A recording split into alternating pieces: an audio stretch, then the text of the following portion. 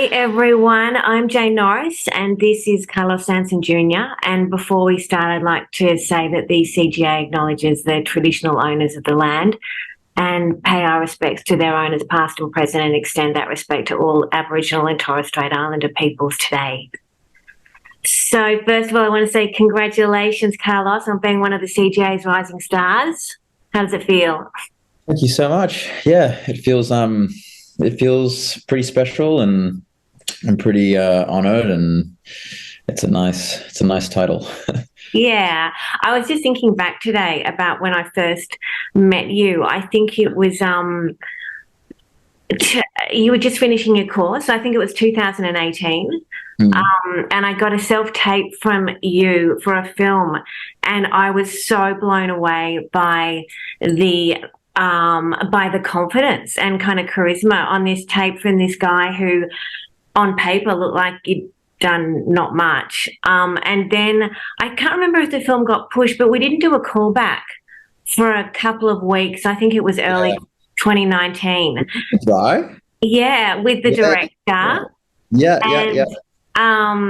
and you were as charismatic, as confident, as together and so professional in person as you were on that self tape. And I was just like, wow, this guy is really, it felt like acting was something that was so natural to you and felt really easy. Yeah, thanks for saying that. It's funny, Yeah. that was my first callback ever. You gave me that, and I remember feeling so excited when I got the email that you guys just wanted to see more. I was like, it's like the first bit of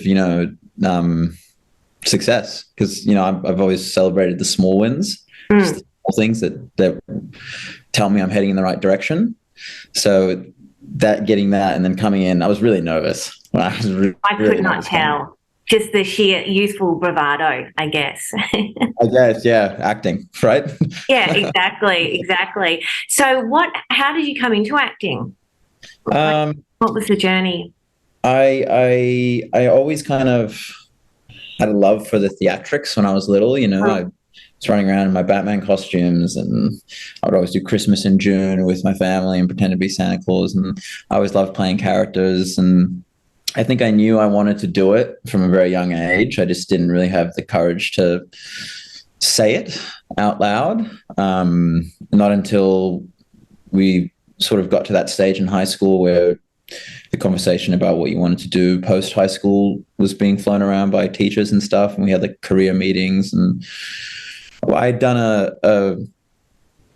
a play in year 10. I'd done The Crucible, Arthur Miller's The Crucible, and I had absolutely loved it.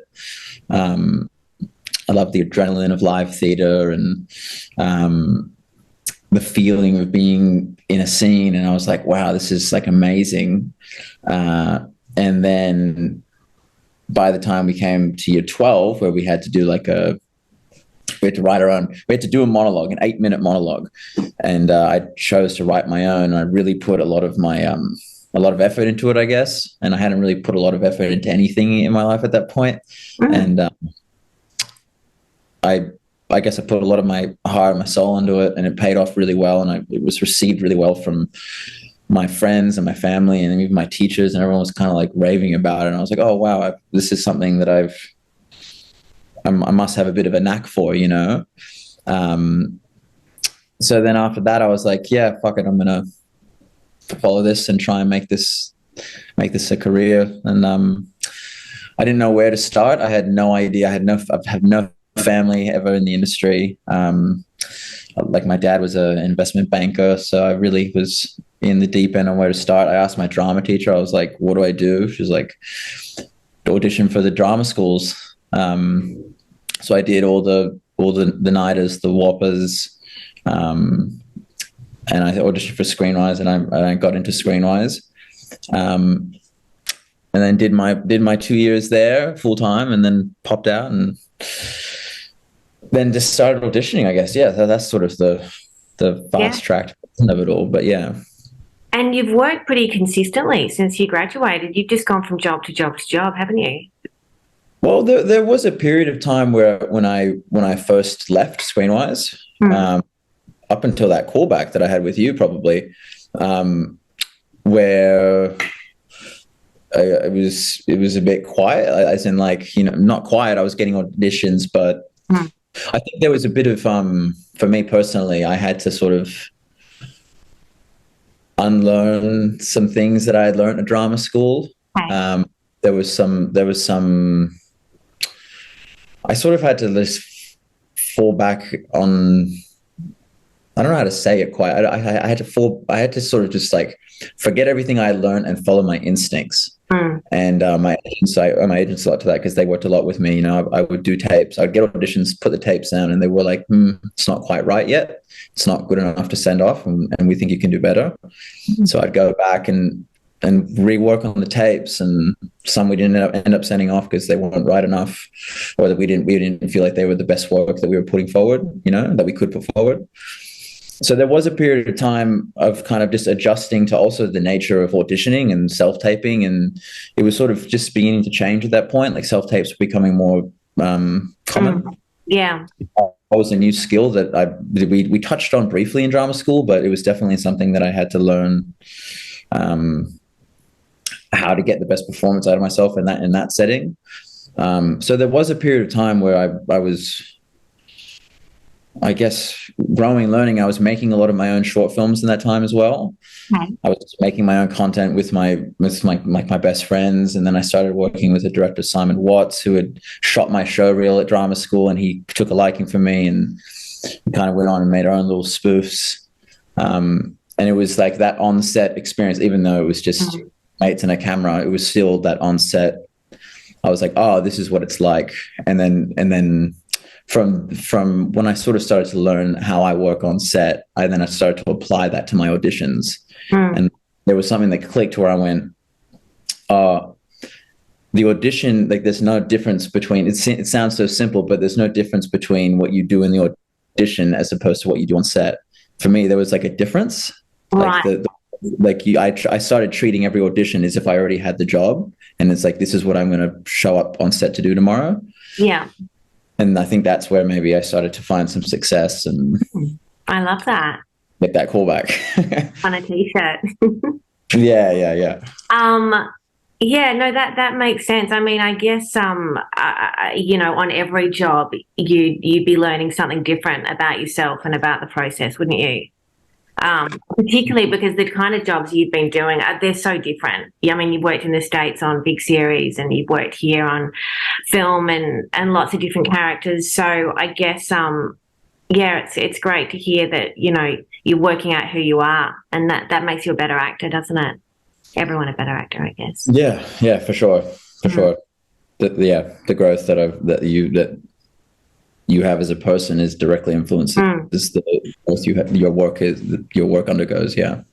And do you so are you still making your own film? Like, are you developing stuff on your, you know, within yourself and your friendship group? Are you Yeah, absolutely. I mean, we're trying to, like, what was great about back then was like we just literally picked up a camera and just like made silly shit that the quality wasn't great, but we didn't care. And like the acting wasn't great, but we didn't care. We were just sort of experimenting and you know, and there was a great freedom that I learned in that period of time. But now I'm trying to put my energy into, I guess, better quality stuff. And you know, I've made a few shorts with my friends now. And are you directing?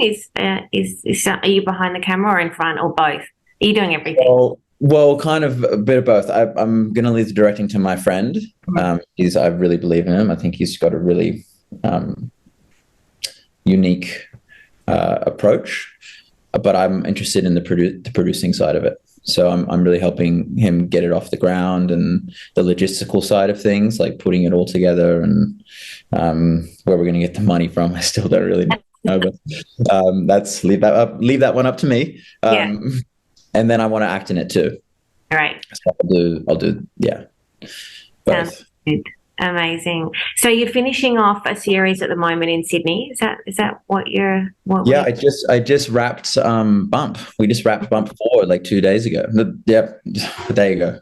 And I've just come to Adelaide for another series which starts next Tuesday. So amazing. Yeah. Right. Well, congratulations on all of your amazing work and your future success. And yes, congratulations again on your CGA 2023 Rising Star Award. Yeah, well deserved. Thank you.